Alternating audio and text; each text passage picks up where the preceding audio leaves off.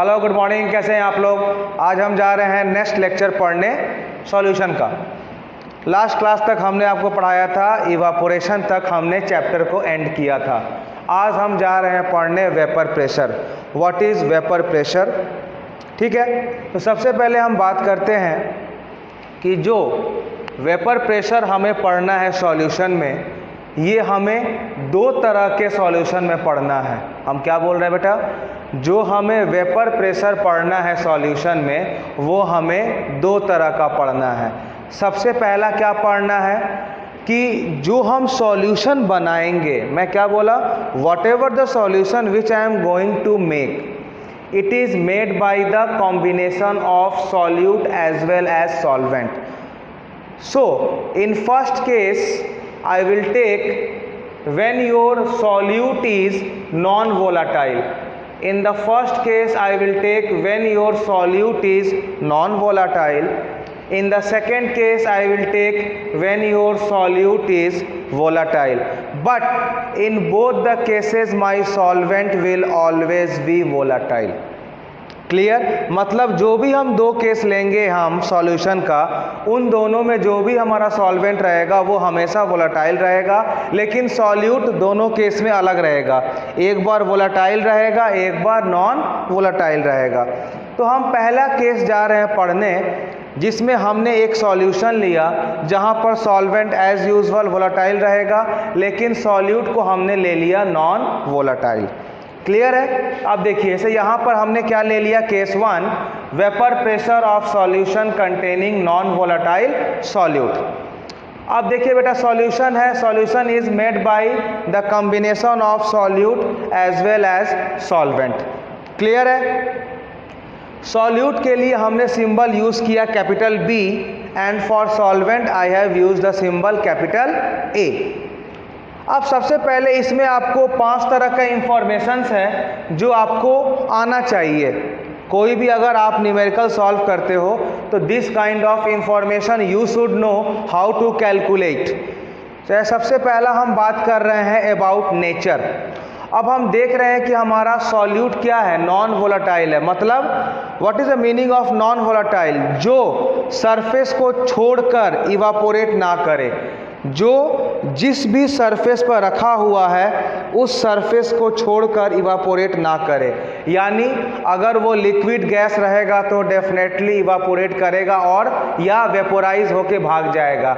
Means अगर वो vaporise नहीं हो रहा है तो वो हमारा सब्सटेंस का जो फिजिकल स्टेट है, इट इज सॉलिड। हमने क्या लिखा है, फिजिकल स्टेट सॉलिड। लेकिन हमने क्या बोला, सॉल्वेंट किसी भी केस में आपको क्या लेना है, वोलाटाइल। तो सॉल्वेंट क्या हम ले लिए हैं, वोलाटाइल, और वोलाटाइल मतलब लिक्विड। हम यहाँ पर लिक्विड केस ले रहे हैं।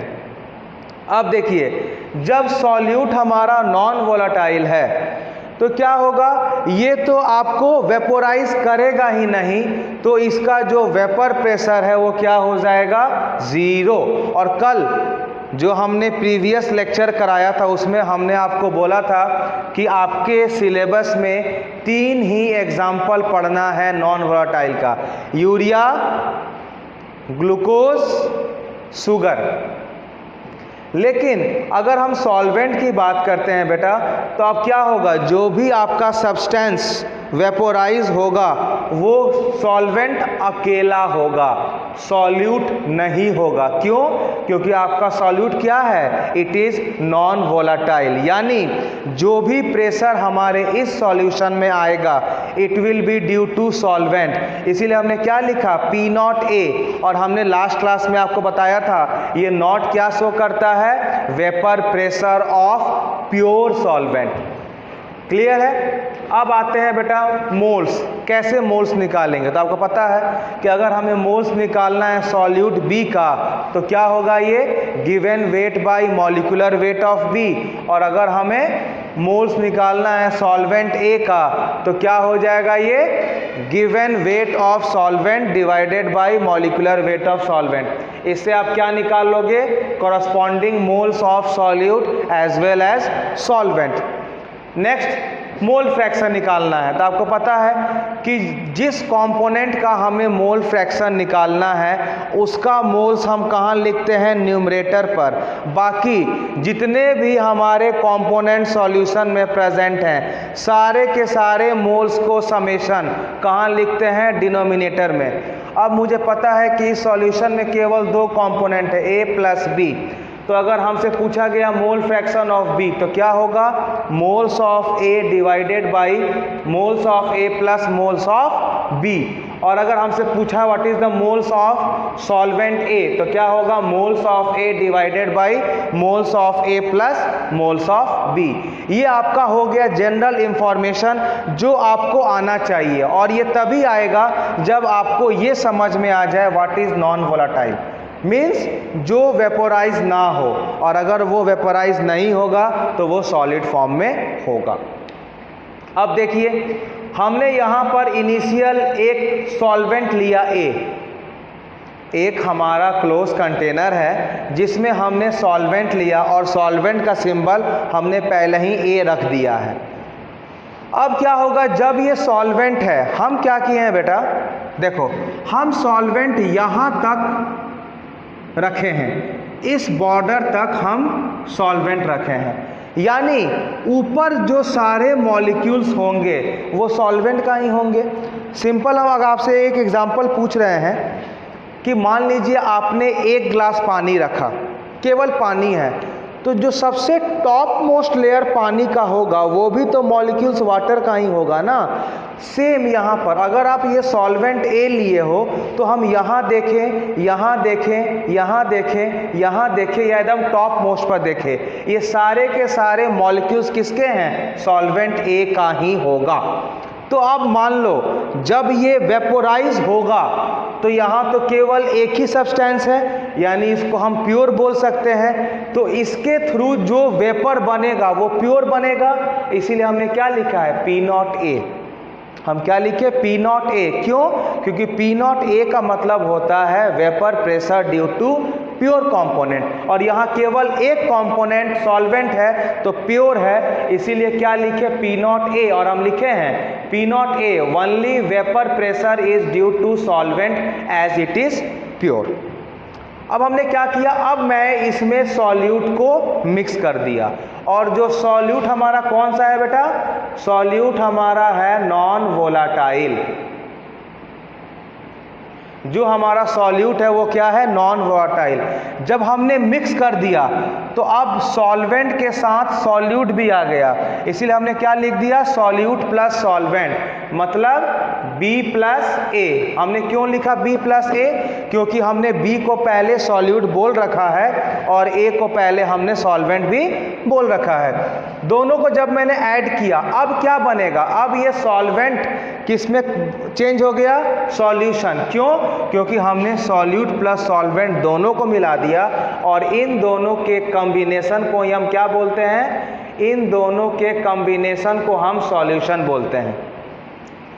अब आप जब सॉल्यूशन की बात किए, फिर से वही लॉजिक, जैसे मान लो आप क्या करो, घर में एक गिलास पानी में एक नींबू को आप स्क्वीज कर दो, तो क्या होगा, आप ग्लास का सबसे नीचे का लेयर लो, थोड़ा ऊपर, थोड़ा ऊपर, थोड़ा ऊपर, एकदम टॉप पर जाओगे, हर जगह जो भी आपके मॉलिक्यूल्स होगा it will have the combination of both lemon as well as water. Same यहाँ पर जब आपके सॉल्यूशन में अब दोनों आ गया ए प्लस बी, तो आप यहाँ का लेयर लो, यहाँ का लेयर लो, यहाँ का लेयर, चाहे ये चाहे टॉप, हर जगह जो भी मॉलिक्यूल्स होगा it will be the combination of A and B. इसीलिए हमने देखिए यहाँ पर A B A B A B A दिखाया था, और यहाँ पर केवल क्या दिखाए थे हम, ए ए ए ए ए। अब आपको पता है कि इसमें जो ए है वो क्या है बेटा, वोलाटाइल है, तो वो तो वेपोराइज होगा, लेकिन बी क्या है, नॉन वोलाटाइल, वो वेपोराइज नहीं होगा। तो देखो हमने ए को क्या किया, ए को हमने वेपोराइज किया, बी को नहीं किया, फिर ए को किया, बी को नहीं किया, ए को हमने क्या किया, वेपोराइज, बी को नहीं किया। तो अब बताइए इन दोनों से आपने क्या कंक्लूड किया, इन दोनों से आपने क्या कंक्लूड किया, पहला क्वेश्चन। नेक्स्ट, अब आप देख रहे हो कि अब यहां से जो हमारा वेपर प्रेशर बनेगा it is due to solution, और यहां जो बना था it was due to solvent pure. तो जब ये सॉल्यूशन हो गया यानी मिक्सचर, अब ये प्योर नहीं रहा, तो हमने क्या लिखा, पीए।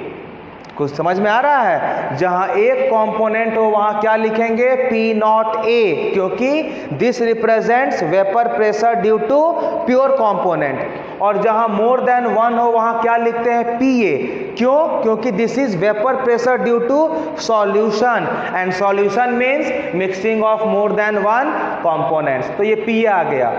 अभी मैंने आपसे क्वेश्चन पूछा कि इन दोनों से आपने क्या कंक्लूड किया। अब देखो आपने क्या किया, सोचने की बात है। जब आपका केवल प्योर सॉल्वेंट था, जब आपका प्योर सॉल्वेंट था तो हमारे टॉप मोस्ट लेवल पर जितने भी सॉल्वेंट के मॉलिक्यूल्स थे सारे के सारे वेपोराइज हो गए थे। लेकिन जब आपने सॉल्यूट इसमें मिलाकर सॉल्यूशन बना दिया तो आप क्या देख रहे हो, केवल A कर रहा है, B नहीं कर रहा है। मतलब before mixing too much molecules were evaporating. After making the solution few molecules are evaporating. कुछ दिख रहा है?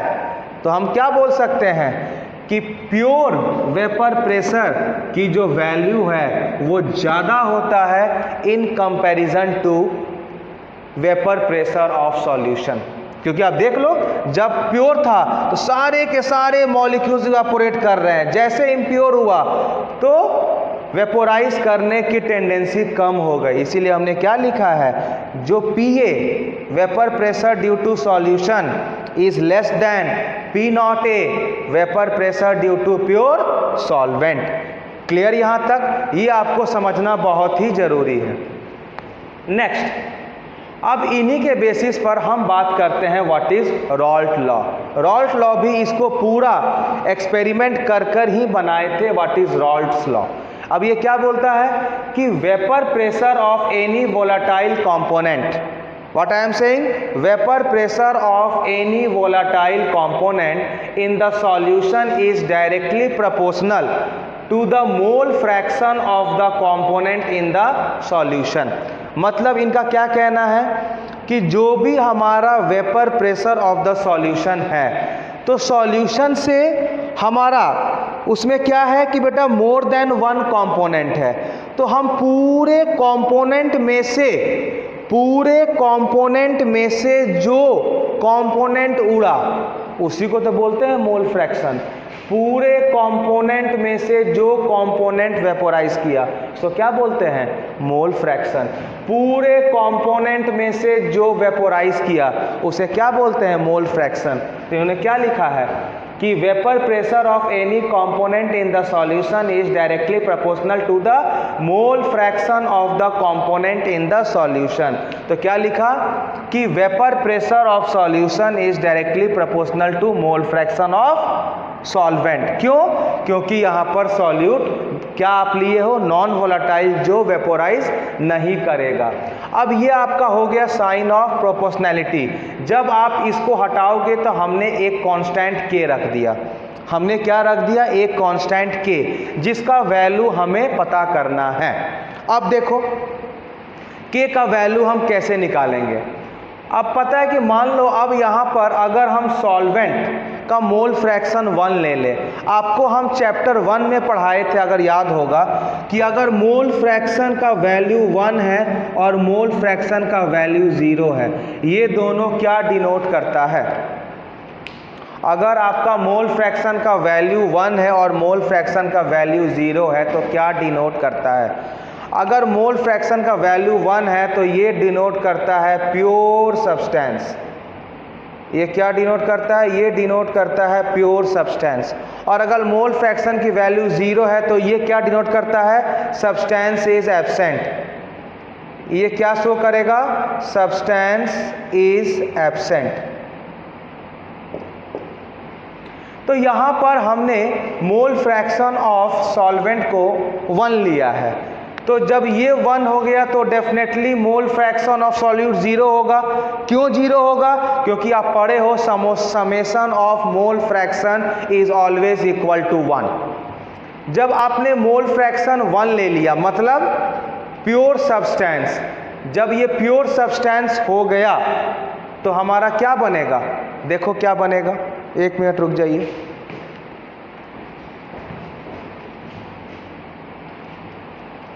देखो, जब आपने mole fraction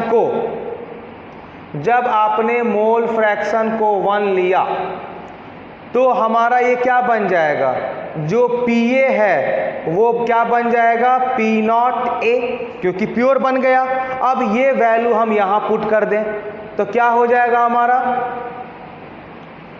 PA is equal to K into XA, यानी जब हमारा XA 1 है तो हमारा K कितना हो गया, P0A। मतलब यहां से हमने क्या देखा, जो हमारा K का वैल्यू है वो P0A आ गया। हम फिर से इसको एक्सप्लेन कर रहे हैं, ये जस्ट लाइक योर इंटीग्रेशन। हम क्या बोल रहे हैं, जब हमने यहाँ पर XA का वैल्यू 1 एज्यूम किया, क्योंकि हमारा सॉल्वेंट वोलाटाइल है तो हमारा K का वैल्यू कितना आएगा। अब देखो, जब आपने बेटा XA को 1 एज्यूम किया, मतलब क्या हो गया कि जो भी आपका सब्सटेंस है वो प्योर फॉर्म में है, और प्योर फॉर्म के लिए हमने प्रेशर को क्या माना था, P0A। अब ये दो वैल्यू आप जब यहां पुट करोगे तो क्या आ जाएगा, देखो P0A is equal to K into 1, यानी आपका K कितना आ गया, P0A। अब जब K का वैल्यू आप जब यहां पुट करोगे तो क्या आपका आ जाएगा, PA is equal to P0A XA। हम क्या बोल रहे हैं बेटा, फिर क्या आ जाएगा, P0, क्योंकि आपके PA K का वैल्यू कितना आ गया, P0A, और ये क्या आ गया, मोल फ्रैक्शन ऑफ A। ये हमारा बेटा क्या हो गया, this is my Raoult's law. एक बार कॉपी करें इसको आप ध्यान से।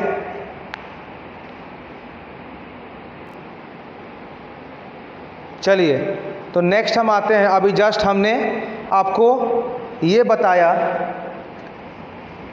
कि जो PA होगा वो क्या होगा, P0A into mole fraction of A। इसको कैसे पढ़ेंगे हम, इसको ये पढ़ेंगे, vapour pressure of a solution is equal to vapour pressure due to pure solvent into mole fraction of solvent.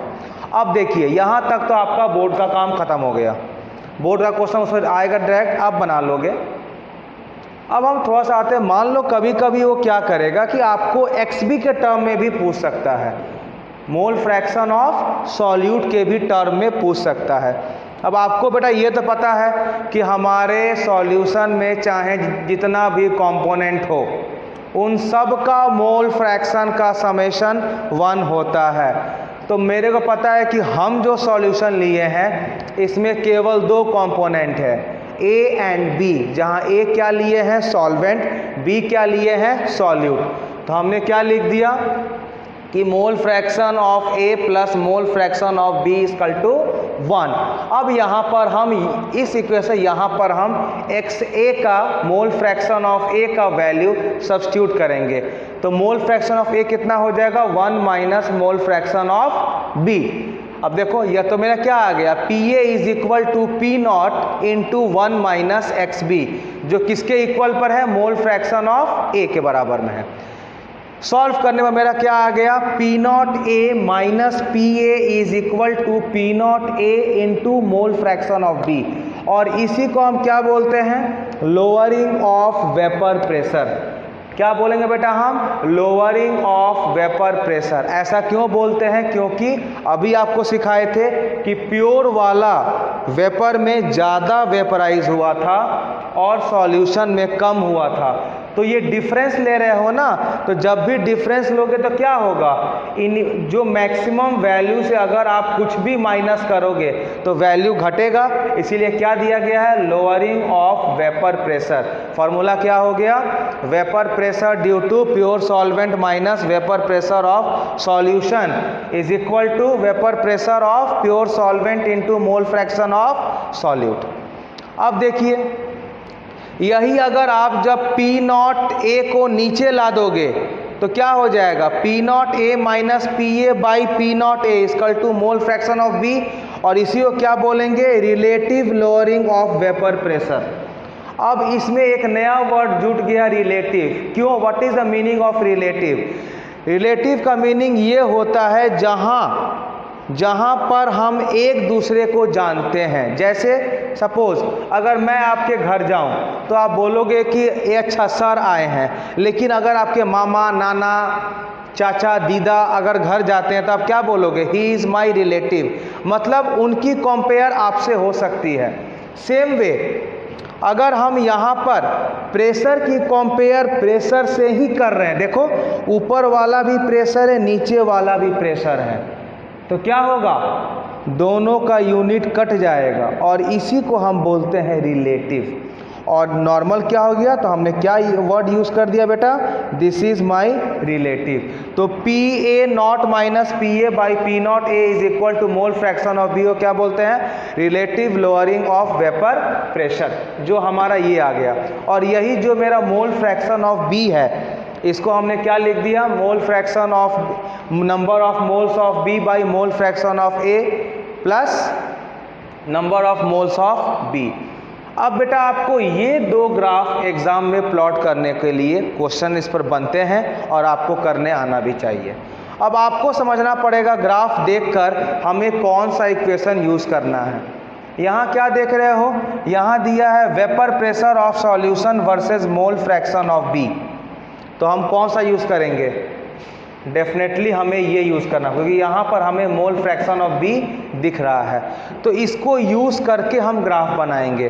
तो यूज़ करते हैं इसको हम, क्या फार्मूला आया हमारा, P not A minus P A is equal to P not A into mole fraction of B. अब देखो बेटा,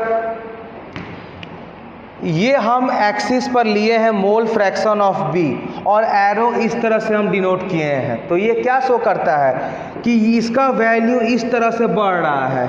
यानी अगर हम इसकी बात करें, अगर हम XB की बात करें तो XB का वैल्यू यहाँ 0 होगा और मैक्सिमम वैल्यू मोल फ्रैक्शन का 1 होता है, क्योंकि एरो ऐसे शो कर रहा है ना, आपको पता है ना कि अगर मैं ऐसे एरो शो करूँ तो क्या होगा, ये वैल्यू मिनिमम होगा और ये मैक्सिमम, क्योंकि आपकी वैल्यू ऐसे जा रही है। सिमिलरली आपने ये मोल फ्रैक्शन ऑफ बी का जो एरो आपने यहाँ दिखाया है, तो डेफिनेटली मुझे पता है कि मोल फ्रैक्शन का मिनिमम वैल्यू 0 होता है, मैक्सिमम वैल्यू 1 होता है, करेक्ट। अब देखिए, जब हम मोल फ्रैक्शन का मिनिमम वैल्यू 0 पुट करते हैं, मतलब जब हम XB का वैल्यू 0 पुट करेंगे तो हमारा क्या आ जाएगा, P not A minus P A equal to 0, मतलब P not A is equal to P A, मतलब P not A maximum value कब आएगा, जब मोल फ्रैक्शन 0 रहेगा, तो मेरे को यहाँ मैक्सिमम वैल्यू आएगा पी नॉट ए। क्या मोल फ्रैक्शन ऑफ बी 0 पर सबको ये प्लॉट करने आया कि नहीं, आ गया। अब आइए दूसरा वैल्यू क्या लेंगे, जब मेरा मोल फ्रैक्शन 1 हो जाए। Second case, when my mole fraction of solute is 1, तो यहाँ 1 पुट करो तो क्या आएगा बेटा, ये P not A minus P A is equal to P not A. अब क्या देख रहे हो, पी नॉट ए कैंसिल, यानी यहाँ पर जो भी हमारा पी ए आएगा वो क्या हो जाएगा, 0। मतलब जब हम मोल फ्रैक्शन मैक्सिमम 1 रखते हैं तो मेरा पी ए कितना आ गया, 0। मतलब ये मेरा ग्राफ ऐसे बनेगा, ये मेरा ग्राफ ऐसे बनेगा। कुछ समझ में आ रही है हमने कैसे ड्रॉ किया, अरे हाँ कि ना। चलो इसकी बात करते हैं। अब यहाँ पर x दिया है, अब यहाँ पर मोल फ्रैक्शन इसने बताया नहीं है, कुछ नहीं बताया, तो हम क्या मानेंगे, प्योर सॉल्वेंट, मतलब मोल फ्रैक्शन ऑफ A। कुछ नहीं दिया है तो हम क्या मानेंगे, pure solvent, mole fraction of A। यानी इसके लिए हम क्या यूज करेंगे, जहां पर हमें मोल फ्रैक्शन A का फॉर्मूला है। अब देखो ये भी ऐसे बढ़ रहा है, तो ये आपको अगर XA का वैल्यू का हम रेंज बताएं तो क्या होगा, ये 0 हो जाएगा, ये 1 हो जाएगा, क्योंकि इस एरो से बढ़ रहा है। वही वाला आप फॉर्मूला यूज करो, क्या है, P of A is equal to PaXA0। पहला केस में मान लो अगर XA को 0 पुट किया तो मेरा PA कितना आ गया 0, यानी जब हमारा XA 0 है तो मेरा PA का वैल्यू क्या है बेटा 0 है। दूसरा केस, जब मेरा मोल फ्रैक्शन ऑफ A का वैल्यू 1 है तो मेरा जो वेपर प्रेशर ऑफ A है it is equal to pure vapour pressure, यानी मैक्सिमम वैल्यू आएगा। जब मेरा mole fraction of A maximum 1 है तो हमारा प्रेशर भी बेटा क्या आ रहा है, प्रेशर भी हमारा मैक्सिमम आ रहा है। ये क्या हो गया P0A, यानी हमारा ग्राफ कैसे बनेगा, ऐसे मेरा ग्राफ बनेगा। क्या ये दोनों ग्राफ आपको समझ में आया कि नहीं?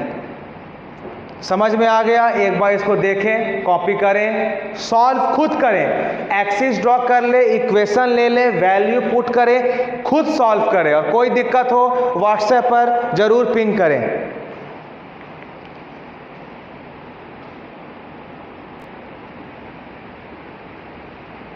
चलिए, अब ये 4 क्वेश्चन है जो आपको जो मैंने फॉर्मूलाज पढ़ाए हैं, जो भी आपको थ्योरी दी है, उस थ्योरी बेस्ड पर ये 4 क्वेश्चन है, और ये क्वेश्चन आपकी जेई में भी आ चुका है। तो इसको हम लोग सॉल्व करते हैं। अब देखो पहला क्या दिया है, क्वेश्चन पढ़ते हैं। 30 gram of urea is added in 45 gram of H2O at certain temperature.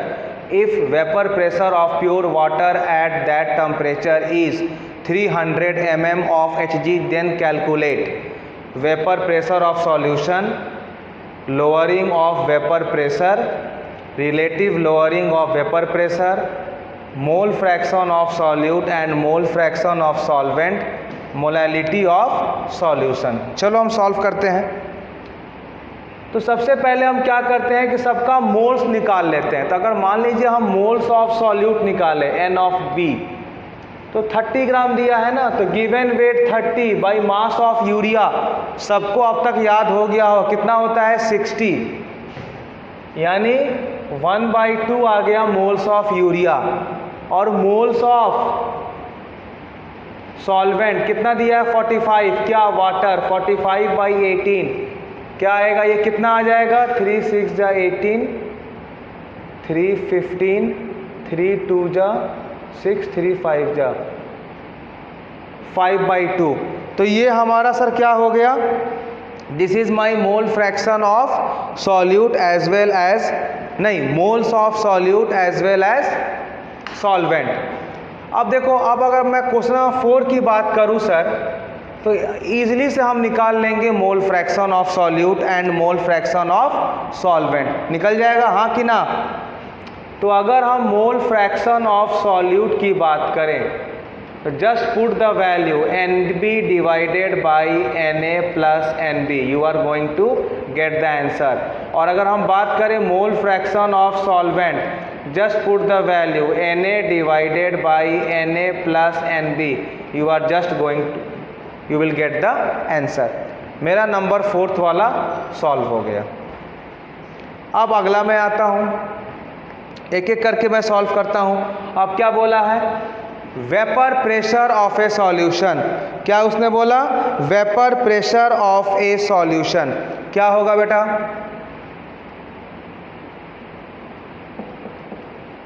Vapour pressure of a solution. अच्छा एक काम करो, यहाँ समझ में आ गया, आप एक बार वीडियो को ज़रूर पॉज करें और इसको आप देखकर खुद बनाएं, उसके बाद आप सॉल्यूशन को देखें। तो क्या होगा, वेपर हो जाएगा मेरा PA will be equal to P0A into mole fraction of A। ये क्या हो गया, ये हमारा हो जाएगा वेपर प्रेशर, यानी P0A कितना दिया गया है, यहाँ पर लिखा है ना कि if vapour pressure of pure water at that temperature is 300, यानी प्योर का दिया हुआ है 300 इंटू मोल फ्रैक्शन ऑफ, किसका निकालोगे, सॉल्वेंट का, कितना हो जाएगा मोल fraction of solvent, moles of solvent divided by total moles of solution. ये जब आप सॉल्व करोगे तो क्या आपका आ जाएगा, ये आपको आ जाएगा what is my vapour pressure of solution. Next हम बात कर रहे हैं, अगर ये निकालना हो lowering of vapour pressure, what do you mean by lowering of vapour pressure, इसमें कैसे निकलेगा, ये निकल जाएगा formula P naught A minus P A is equal to P naught A into mole fraction of B। यानी हमें ये निकालना है, तो P नॉट A कितना दिया हुआ है 300 into mole fraction of B निकालो, तो moles of B divided by total moles of solution, इससे क्या आपका निकल जाएगा लोअरिंग ऑफ वेपर प्रेशर। सबने यहाँ तक कॉपी कर लिया, एक कॉपी करो क्योंकि अब हम जा रहे हैं क्वेश्चन नंबर 3 सॉल्व करने। अगर हम 3 की बात करते हैं,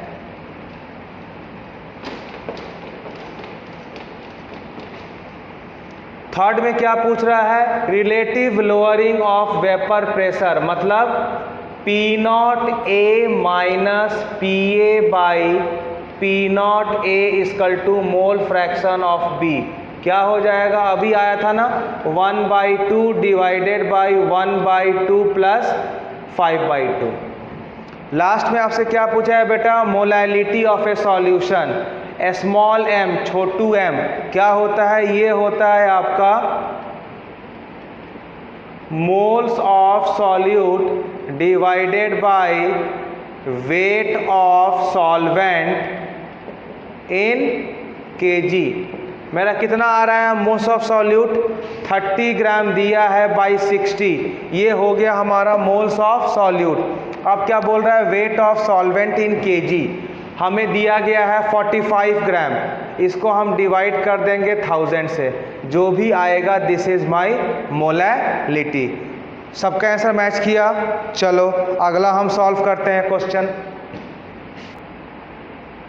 चलो अब हम आते हैं next question, how many grams of glucose should be dissolve in 180 gram of water to reduce its vapour pressure by 20%। अब देखो आप बेटा, ये फार्मूला आपको सबको पता है, अभी मैं कराया था कि P naught A minus P A by P naught A is equal to mole fraction of B, जिसको आप क्या लिख सकते हो, N of B divided by N of A plus N of B।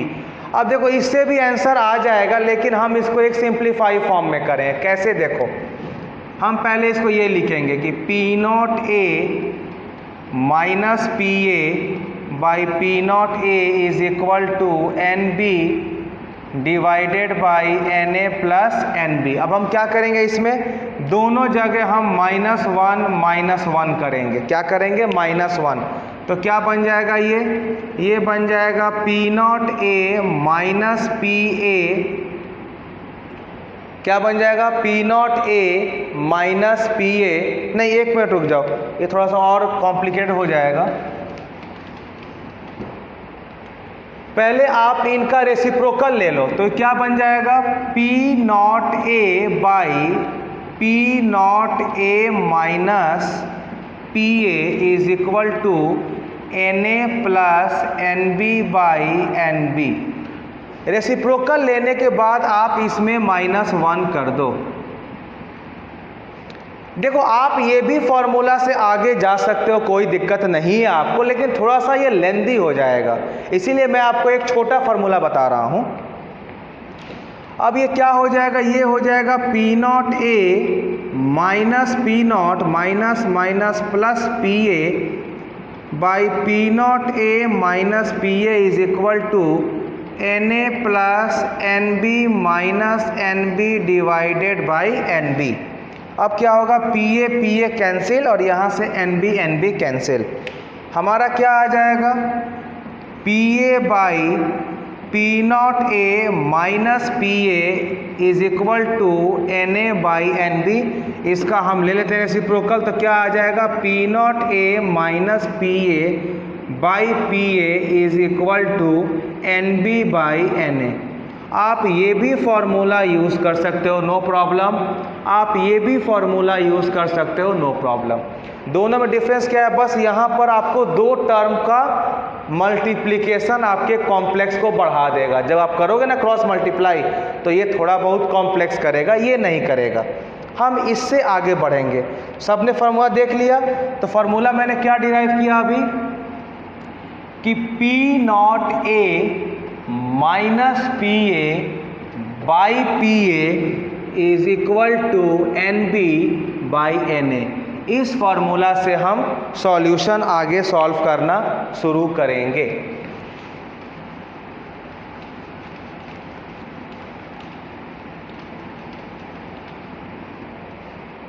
तो क्या होगा सर इसका? अगर हम बात करें P not a means pure, तो कुछ दिया है हमको, हाँ परसेंटेज दिया है। परसेंटेज मतलब आउट ऑफ 100। तो जो हमने प्योर है अगर मैं इसको एज्यूम कर लेता हूँ 100, तो और कितना से ये हो गया रेड्यूस 20%। तो जो मेरा पी ए होगा वो हो जाएगा 100 minus 20 is equal to 80, is equal to 80। अब वैल्यू पुट कर दो, क्या आएगा? 100 minus 80 by 80 is equal to mole fraction of B. हमें क्या दिया है? हमें ग्लूकोज का वेट दिया हुआ है, तो 180। And what is the mass of glucose? Anyone? What is the mass of glucose? कोई बोल सकता है? ग्लूकोज का मास कितना होगा?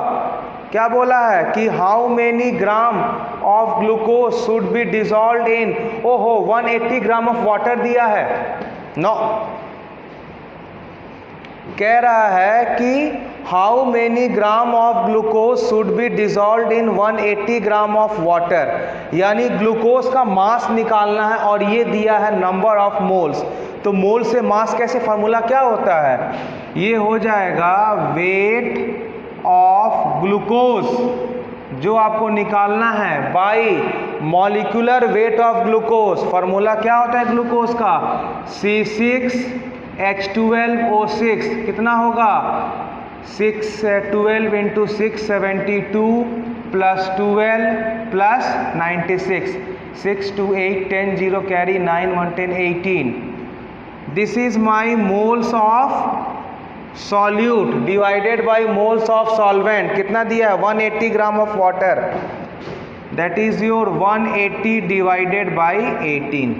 जब आप इसको सॉल्व कर दो, चलो आपको सॉल्व मैं कर देता हूँ। ये हो जाएगा 20/80 इज इक्वल टू, अगर मैं इसको मानता हूँ वेट बाई 180 इंटू 18/180, कैंसिल हो गया। ये क्या बचा? 2 4 जा 8, something my weight is coming as 180/4 या 4 4 जा 16 17 4 5 जा 20, यानी आपको 45 ग्राम क्या ऐड करना पड़ेगा इसमें? ग्लूकोज, ताकि आपका प्रेशर 20% से रिड्यूस हो जाए। ये हमारा क्वेश्चन नंबर 2 का सॉल्यूशन है। तो एक बार आप इस वीडियो को पॉज करें, सॉल्यूशन को नोट कर ले, और अगर समझ में आ गया तो आप आंसर को मैच कर लीजिए। नेक्स्ट मैं आता हूं क्वेश्चन नंबर 3 में। क्या बोला है? 20 gram of non volatile solute is dissolved in 156 gram of benzene. Find if vapor pressure of pure benzene at that temperature is 200 mm of Hg। यानी हमें vapour pressure of pure benzene दिया है P not a, कितना दिया है? 200 mm of Hg। And vapour pressure of solution PA दिया हुआ है, कितना? 150 mm ऑफ Hg।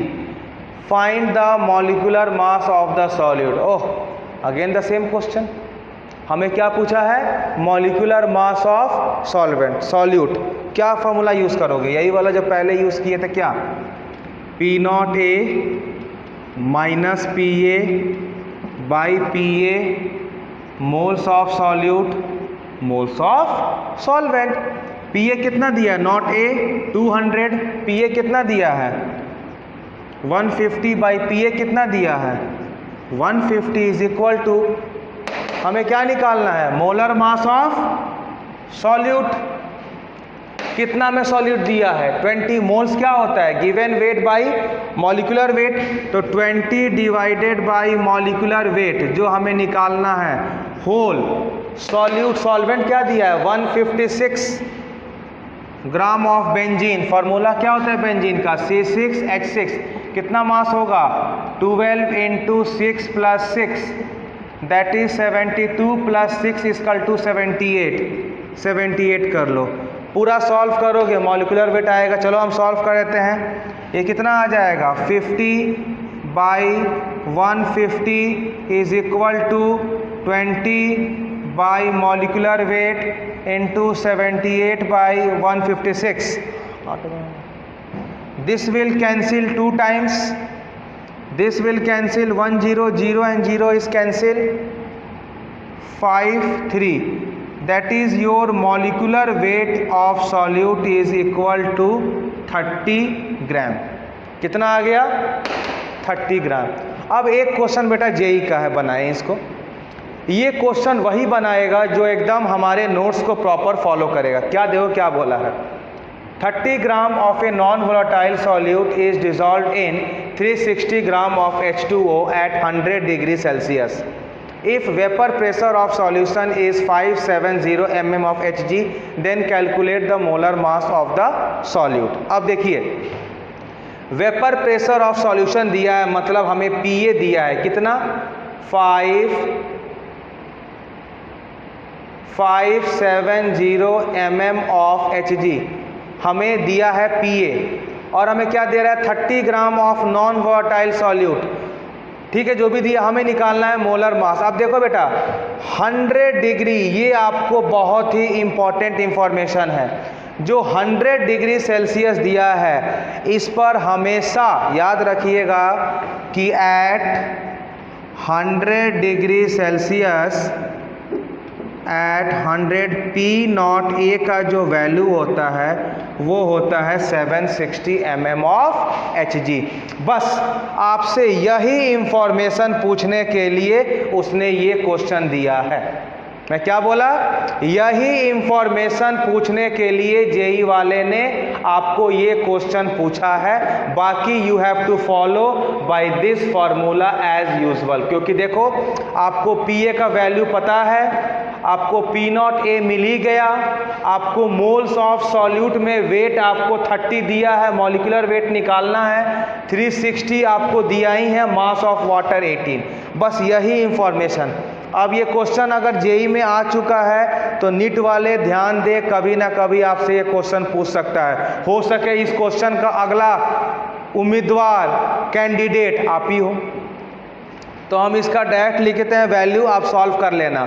क्या होगा ये 760 minus 570 divided by 570 will be equal to 30 by molecular weight whole divided by 570 by 18।